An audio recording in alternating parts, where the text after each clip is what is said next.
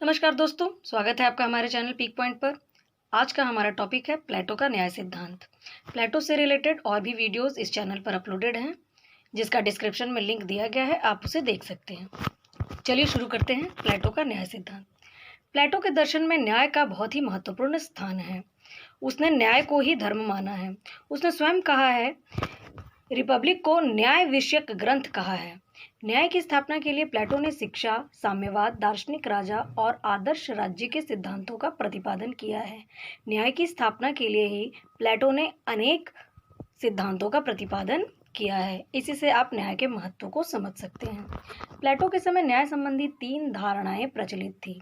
प्लेटो अपने समय की व्यवस्थाओं से बहुत ही क्षुब्ध था और इसलिए उसने अनेक प्रकार के सिद्धांतों की व्यवस्था की है। प्लेटो के समय में जो 3 धारणाएं न्याय से रिलेटेड उपस्थित थे, वे थे न्याय का परंपरावादी सिद्धांत, जिसके समर्थक सीफाल्स और पॉलीमार्कस थे। इस सिद्धांत का मानना था कि न्याय सत्य बोलने और कर्ज चुकाने में निहित है। न्याय प्रत्येक मनुष्य को वह देने में है जो उसके लिए उचित है।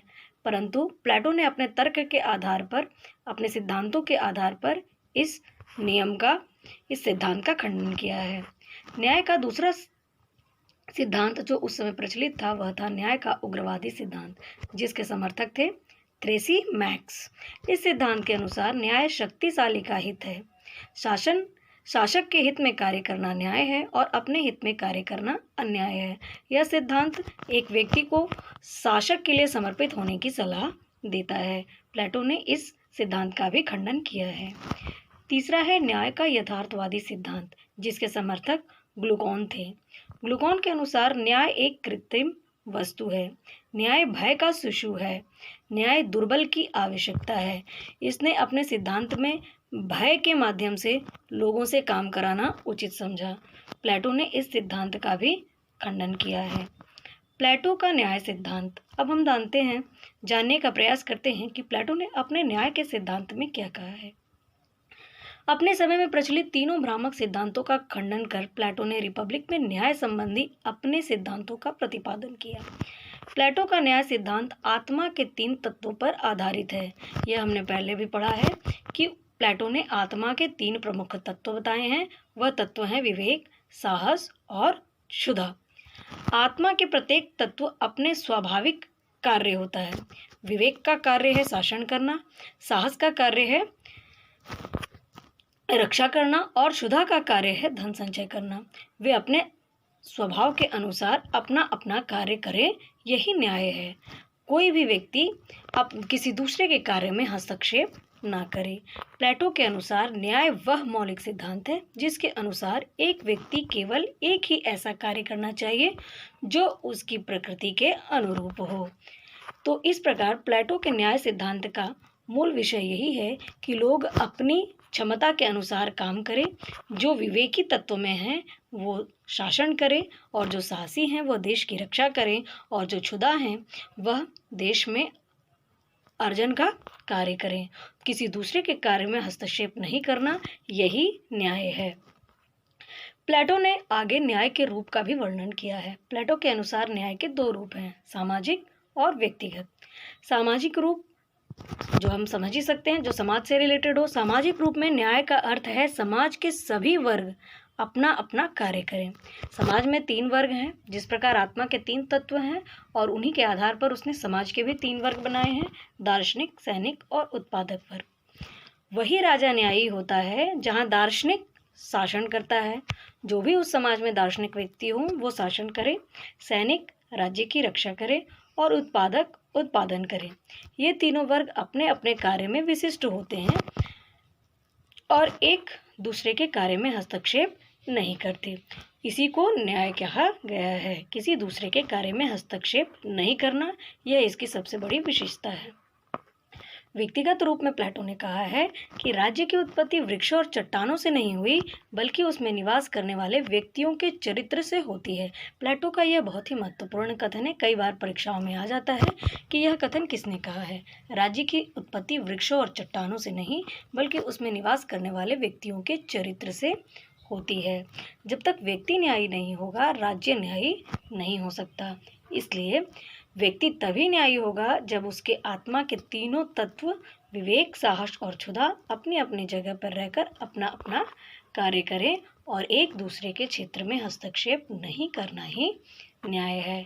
इस प्रकार जब हम एक व्यक्ति के रूप में अपने कर्तव्य का पालन करेंगे तो पूरा समाज अपने कर्तव्य का पालन स्वयं ही करेगा। प्लेटो के न्याय की मुख्य विशेषताओं को जान लेते हैं। सबसे पहली बात जो हमने प्लेटो के न्याय सिद्धांत में देखा वह है कार्य विशिष्ट। प्लेटो के न्याय सिद्धांत में प्रत्येक व्यक्ति को उनके स्वभाव के अनुकूल उनका एक विशिष्ट कार्य होता है, वह उसका स्वाभाविक कार्य होता है और जब वह उस कार्य को अपनी निष्ठा से करता है तो वो न्यायी हो सकता है। इसलिए इसमें कार्य विशिष्टता को महत्व दिया गया है। अहस्तक्षेप। प्लेटो के न्याय का सिद्धांत में आत्मा के तीनों तत्व और राज्य के तीनों वर्ग अपने अपने कार्य में ही सीमित हैं और दूसरे के क्षेत्र में वे हस्तक्षेप नहीं करते। प्लेटो ने लिखा है कि वह अपने कार्य को निर्बाध रूप से करना और दूसरे के कार्य में हस्तक्षेप नहीं करना ही न्याय है। इस प्रकार प्लेटो का न्याय सिद्धांत अहस्तक्षेप की नीति पर आधारित है। आत्मसंयम। आत्मसंयम में दो बातें होती हैं। क्या? पहला है अपने से श्रेष्ठ तत्व या वर्ग के अधीन में रहना। इसका मतलब है कि क्षुधा और सैनिक वर्ग शासक के अधीन रहते हैं और दूसरा उस अधीनता को स्वेच्छा से स्वीकार करना और उस अधीनता को आपको बिना किसी भेदभाव बिना किसी छोप के अपनी स्वेच्छा से स्वीकार करना है। साहस और क्षुधा विवेक के अधीन में रहते हैं और विवेक के आधिपत्य को स्वेच्छा से स्वीकार करते हैं।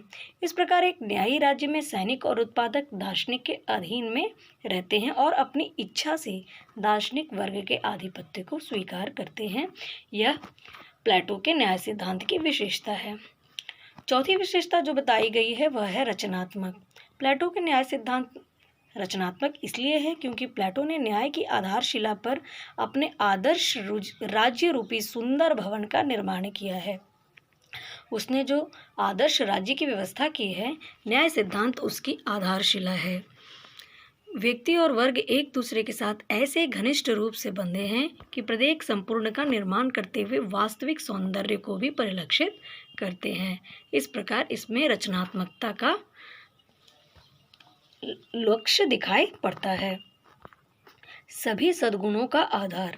बार्कर महोदय ने लिखा है, प्लेटो का न्याय सभी सद्गुणों का आधार है। विवेक, साहस और आत्मसंयम ऐसे सद्गुण हैं और न्याय इन सभी सद्गुणों का आधार है। नैतिक और आध्यात्मिक धारणा। प्लेटो का न्याय सिद्धांत एक नैतिक और आध्यात्मिक धारणा है, कानूनी विचार नहीं है। न्याय का संबंध नैतिकता से है, कानून से नहीं। प्लेटो का न्याय सिद्धांत मनुष्य के समस्त कर्तव्यों को अपने में समाविष्ट करता है। यह कानूनी अधिकार पर जोर नहीं देता बल्कि मनुष्य को कर्तव्यों को पूरा करने के लिए बाध्य करता है, नैतिक कर्तव्यों पर जोर देता है। इस प्रकार प्लेटो का न्याय सिद्धांत नैतिकता और आध्यात्मिक धारणाओं को अपने में समेटे हुए है। इस प्रकार हमने प्लेटो के न्याय सिद्धांत की विशेषताओं को पढ़ा है, परंतु इन विशेषताओं के होने के बावजूद भी इनकी न्याय सिद्धांत की अनेक आलोचनाएं हुई है। प्लेटो के न्याय सिद्धांत की कटु आलोचना की गई है, जिसमें सबसे पहला पॉइंट है अप्रजातांत्रिक। प्लेटो के न्याय सिद्धांत को बिल्कुल ही अप्रजातांत्रिक कहा गया है क्योंकि यह व्यक्ति के समानता के सिद्धांत को स्वीकार नहीं करता। व्यक्ति के कर्तव्यों पर तो बल देता है मगर उसके अधिकारों की पूर्णतः उपेक्षा करता है। इस प्रकार यह बिल्कुल ही अप्रजातांत्रिक है। अंतर विरोधी। प्लेटो के न्याय सिद्धांत में अंतर विरोध है।